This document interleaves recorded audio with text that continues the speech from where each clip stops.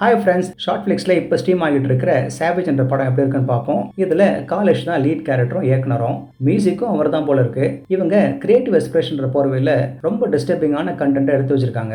அதுக்கு முதல்லயே டிஸ்க்ளைமரில் சொல்லப்படாத உண்மைகளையும் வளர்ந்து வர யதார்த்தங்களையும் தான் சொல்லியிருக்கிறோம். கான்ஃப்ளிக்ட் வேணாம்னு போட்டுட்டாங்க. இதில் alcohol, cigarette, substance use, sexual content, violence, foul language, நியூடிட்டின்னு அத்தனை விஷயங்களும் இருக்குது. அதுக்கு மேலே தேவையில்லாத ஒரு அருவருப்பான சீனும் இருக்குது.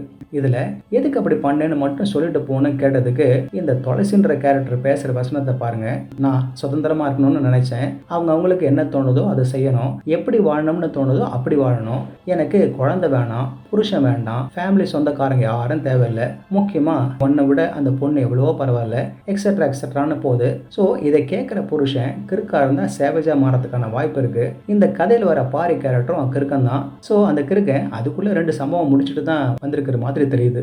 ஆனால் இந்த துளசி கேரக்டர் ஏன் அவனை லவ் பண்ணி கல்யாணம் பண்ணிட்டான்ற காரணம் வசனத்தில் எங்கேயும் இல்லை. அதே மாதிரி இந்த கிறுக்கன் அவளை டார்ச்சர் ஏதாவது பண்ணானான்ற விஷயமும் இல்லை.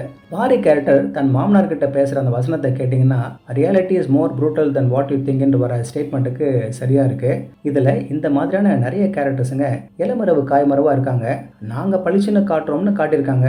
இப்போ இருக்க புது தலைமுறை வாழ்விலும் இப்படி தான் போக போகுதுன்னு வேற எழுதியிருக்காங்க. சரி இருக்கலாம், எதனால் இப்படி மாறிட்டு இருக்கு, மனுஷங்க மிருகமாக மாறினா என்ன ஆகும்னு சேர்த்து இருந்தால் நல்லா இருந்திருக்கும். இப்படி தான் போயிட்டு இருக்குன்னு சொல்லிட்டு போயிட்டா போதுமான்னு சரி ஏதோ ஒரு ஸ்டைலில் ராவா எடுக்கிறதா பிளான் பண்ணி எடுத்திருக்காங்க. நமக்கு முதல்லயே இந்த முதல் சேவேஜ் யாருன்னு காமிச்சிடுறாங்க. அடுத்து பொண்ணு யாரு, என்ன பண்ணியிருப்பான்றத மெதுவாக நமக்கு புரிய வருது. கூட வந்த புருஷன் ஏன் அப்படி நடந்துக்கிறதுக்கும் ஒரு காரணம் இருக்கும். ஆனால் இந்த தடியா ஒரு சுருட்டு முடி கேரக்டர் பார்த்துட்டு ஷாக்கு தான். இது இன்னொரு சேவேஜான இந்த ஷாக் அப்படியே டிஸ்கஸ்டிங்காக மாறிடுச்சு. அந்த கேரக்டர் செக்ஸ் வெறியனா படம் முழுக்க வருது, எதையும் விடுறதில்ல. கடைசியில் அந்த கேரக்டர் எதுக்குன்னு தெரியல. இந்த சேவேஜ்ன்ற டைட்டிலுக்கு பொருத்தமாக இருக்குன்னு சேர்த்துக்கிட்டாங்களான்னு தெரியல. அதுக்கு சரியா என் கிரெடிட்ஸில் சேவேஜஸ் கீழே காலேஷ் மற்றும் ஜெகதீஷ்னு போட்டிருக்கு.